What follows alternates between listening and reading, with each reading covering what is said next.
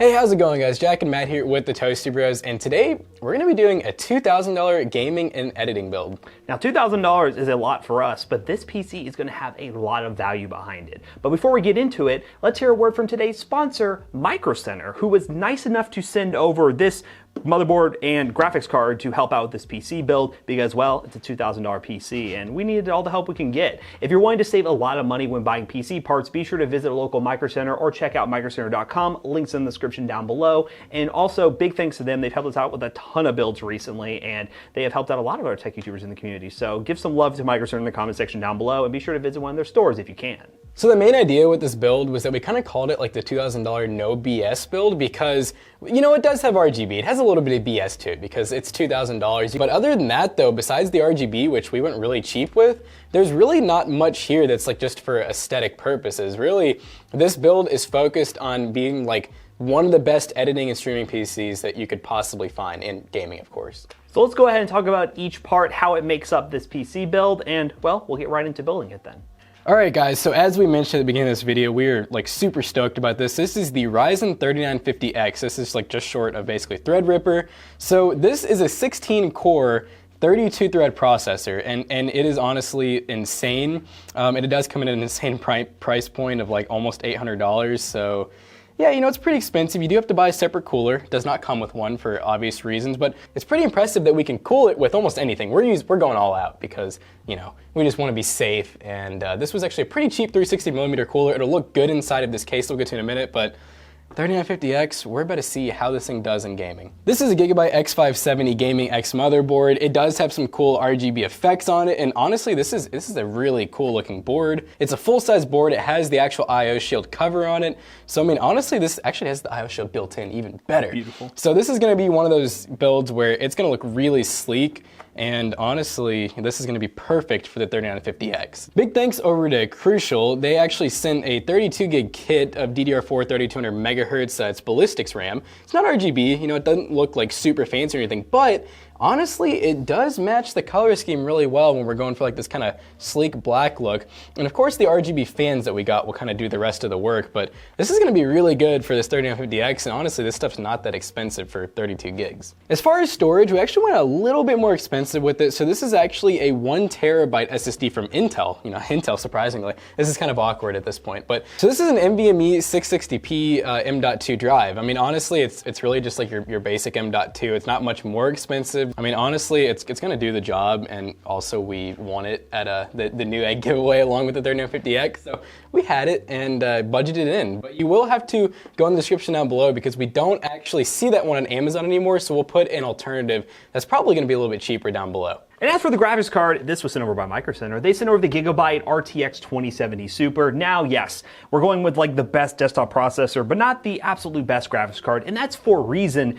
because this system is mainly designed for the best value out there. Once you get over like the 2070 Super, you're getting incremental performance upgrades in terms of gaming performance. And you know, you could go that route if you want to go balls to the wall and maybe spend like close to $3 grand, but we're going to make this a $2,000 build that can edit and game at the same time easily in 1440p. And those benchmarks that you're going to see at the end of this video will definitely show you that the 2070 Super is no slouch. And as for the power supply, we went with this Hyper M85 Plus from FSP. FSP has been sending over some power supplies recently. We've been checking them out. They're a really good quality unit. It is a semi-modular power supply, which means we can get some really good cable management, but it's a really well-rated power supply, and FSP has been getting more and more into the budget power supply game, but this one right here is on the upper echelons of quality. Now, of course, those cables. We got a pack of sleeve cables, which are actually black, gray, and white, which is an interesting combo that's gonna match this overall like monochrome style PC build.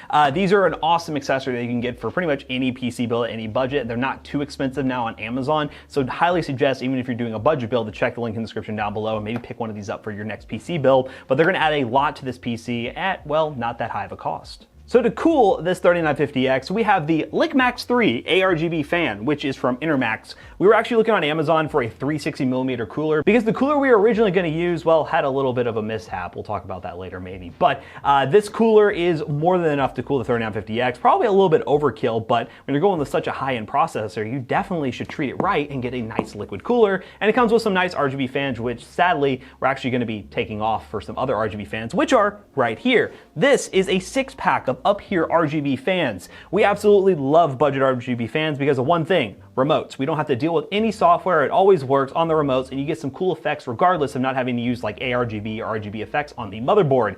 Now, some people might not like that, but we like these, so that's why we went with them. And we are going to be replacing on the radiator as well, so we have an overall in-sync combo where we have RGB all over the case, and we could turn it off if we wanted to and not have to worry about fuzzy software. So this will work really well in the case, which lastly is the case from Montech. Now, this is a $60 case. It's like 60 to 70 bucks most of the time, but it's a really awesome case for the money. You have tempered glass side panel, full mesh up front, which is going to be super nice for airflow, and honestly, it's a pretty good value for your money. It's not super big, it's not super gaudy, it's very neutral, but it has all the mounting we need for cooling, and will look pretty nice for this PC build. So excited to build in this, and excited to see how that 3950X will perform.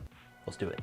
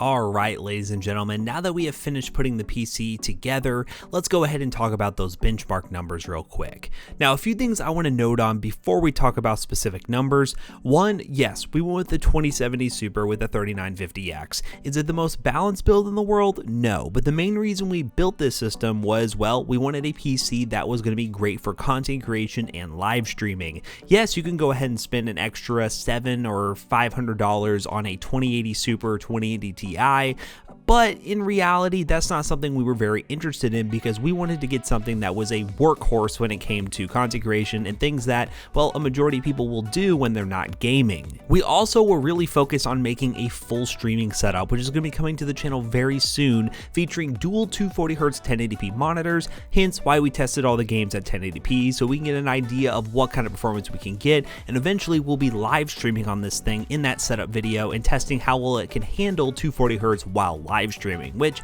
is definitely no easy task. Now, first up, in Call of Duty Modern Warfare on 1080p max settings, we were getting well over 100 FPS, around 100 to 140-ish FPS. There was a clear bottleneck with the 2070 Super, which is to be expected in a game like Modern Warfare, which is far more demanding than your average esports title. With lower settings, I can easily see this game reaching over 200 FPS if you want to get closer to the 240Hz FPS target, which is something we will be testing in a future video, but this is more than playable on a normal 1080p 144Hz display, play, and if you want to stretch into 1440p, you could easily play probably at the same rate, around 100-ish FPS at 1440p high settings. Just going to show you that this thing can definitely play most AAA titles that will release on the market.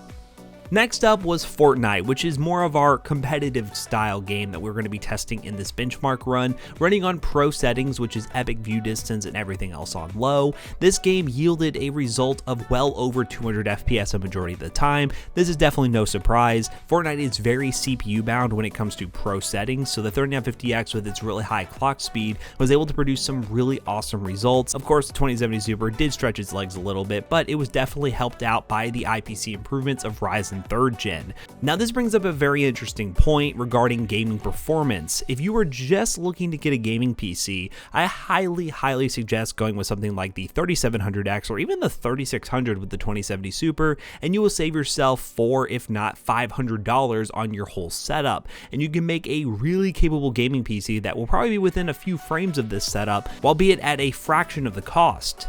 I will be sure to leave some links to builds that I suggest in the eye in the top right corner, so you can go check those out if your main focus is gaming. But again, this system is more than gaming. It's live streaming, it's video editing, it's a lot of multi-threaded applications that allow this thing to be, well, the 3950X PC that we wanted to build.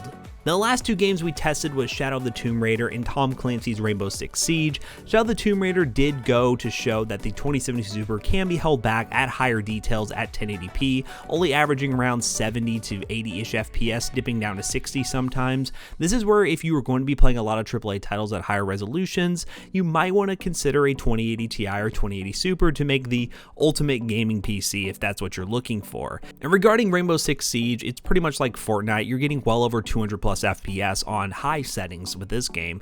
Esports titles are no match for a setup like this, and it's going to be perfect for an esports streaming PC that, of course, we're going to be doing a full setup of very soon on the channel. Now, I also ran this system through 3D Mark Time Spy just to get a, test to see exactly how it performs compared to the other systems out there on the market.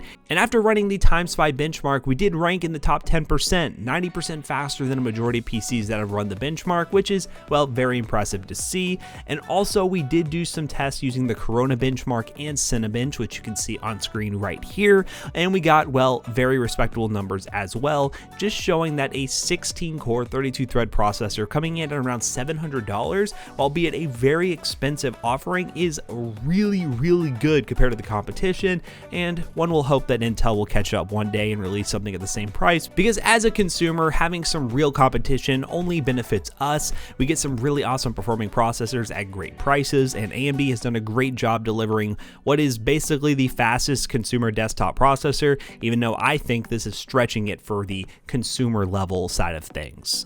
So that pretty much wraps up the benchmarking session. How about I bring Jackson back in here real quick to wrap this video up? Alright guys, so you just saw some really good looking benchmarks. This thing honestly just destroyed every single game that we threw at it. Now, of course you could go with like a 2080 Ti and that would probably be a better pair with this processor, but really this isn't exactly primarily for gaming. We're going for like editing and stuff too, so we decided to dumb down the graphics card just a little bit to keep the budget at $2 grand. And obviously you could go with a cheaper processor and it would probably perform in games pretty similarly.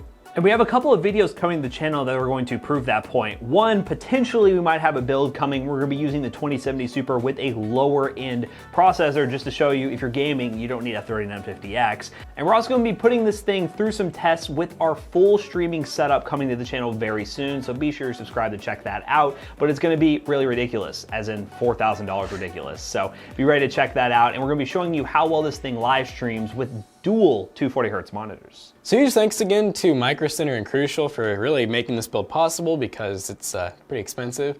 Don't forget to like, comment, and subscribe, and as always, we will see you guys in the next one. Bye-bye. Buy our stuff down below. Affiliate links. Goodbye.